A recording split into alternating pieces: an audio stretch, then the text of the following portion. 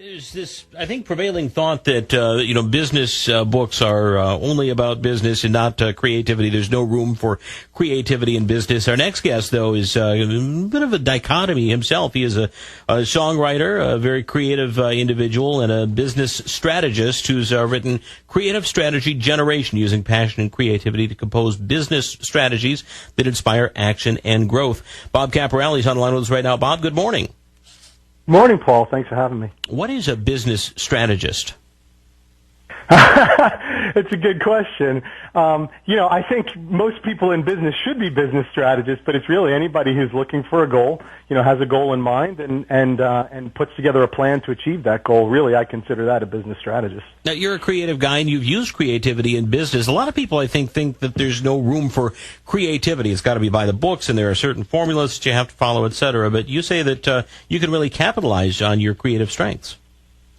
Yeah, absolutely. That's one of the reasons that I wrote the book, is because, in my own career, I've always gravitated towards this subject of strategy because I found it to be so creative, and it tapped into the same interests I have with writing music and playing music and so forth.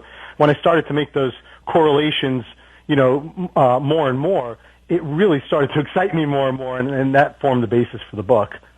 So, how can people use creativity to their advantage?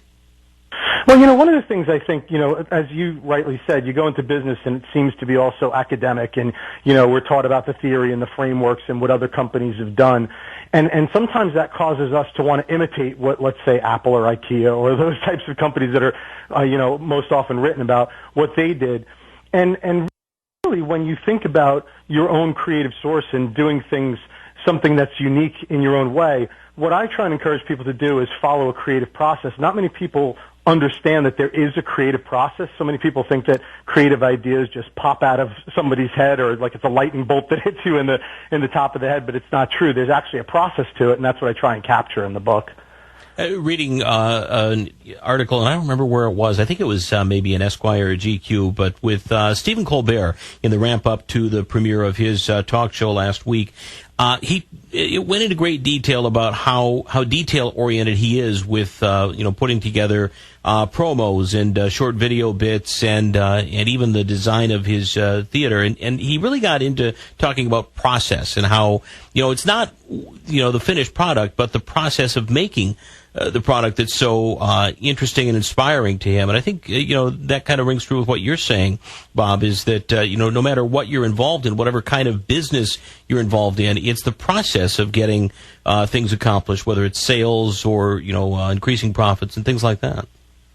Yeah, that's right. And I think a lot of people, let's say that you don't consider yourself a creative person, which we can cover another time, but if someone doesn't consider themselves a creative person, meaning that they're not an artist or a musician or those types of things, sometimes they don't understand where those creative arts come from. And being a musician and a composer, songwriter, that type of a thing, I don't think people really appreciate the fact that it takes a lot of process to get a song out of your head and into the world, let's say. So you really have to build from foundational knowledge and from theory, and then be inspired by something, take that and turn it into something unique. And then there's the whole process of bringing other people together to orchestrate it, arrange it, and actually produce it into something that's real. All of that takes a lot of process, and I think a lot of people that haven't been involved in that don't necessarily appreciate it as much as they possibly could. And it's the same thing when you're in business. So that's kind of another correlation that I make.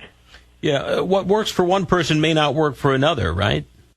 Right, and that's where this whole idea of creativity, sometimes we overanalyze it, but it really is about creating things, right? It's taking something out of your head and bringing it to reality. So what's in your head is going to be unique to you, and that's really where you have to kind of tap into that source and use it to make something unique for others. And you can make your job fun again when you do that too, can't you? Yeah, that's the other thing. When I went through my business career, I always kind of hid this musical side of myself. I did music on the side. I composed. I did some soundtrack work and things like that. And And I did it all on the side, just thinking, really, these two worlds don't always meet together. Meanwhile, I'm creating successful strategies for my businesses and using the same process that I'm using to write music, but somehow I always felt uncomfortable making that correlation. When I started bringing them together, things became so much more fun and so much more interesting, and it really was, spectacular. You had a funny line in your book where you told your son that you were doing research for this book, and he said, Dad, you don't need to do research. If you're writing about strategy, just make it up. That's right. And sometimes right out of the mouth of babes, but at the end of the day, writing a book on strategy can be somewhat intimidating because there's been a lot of great minds that came before me that wrote about this subject with probably a lot more academic experience than I did. So it's one of the things that I kind of struggled with in the beginning. And then as I realized, the real process isn't necessarily always about applying a formula or drawing upon, years and years and years of experience. A lot of times it's just tapping into intuition, and that's what I tried to capture in the book. Yeah, the book is called Creative Strategy Generation by Bob Caporale. Bob, do you have a website or somewhere where folks can connect with you online? Yeah, so there's plenty of places, but the easiest place to go for the book, there's a website that I've created called composingstrategy.com. So kind of mixing that correlation again. And there you can find information out about the book. There's links to my website as well and some links to my music if people are interested in that. All right, cool. We'll take a look for it. Thanks, Bob. Or drawing upon, years and years and years of experience. A lot of times it's just tapping into intuition, and that's what I tried to capture in the book. Yeah, the book is called Creative Strategy Generation by Bob Caporale. Bob, do you have a website or somewhere where folks can connect with you online? Yeah, so there's plenty of places, but the easiest place to go for the book, there's a website that I've created called composingstrategy.com. So kind of mixing that correlation again. And there you can find information out about the book. There's links to my website as well and some links to my music if people are interested in that. All right, cool. We'll take a look for it. Thanks, Bob. We appreciate your time.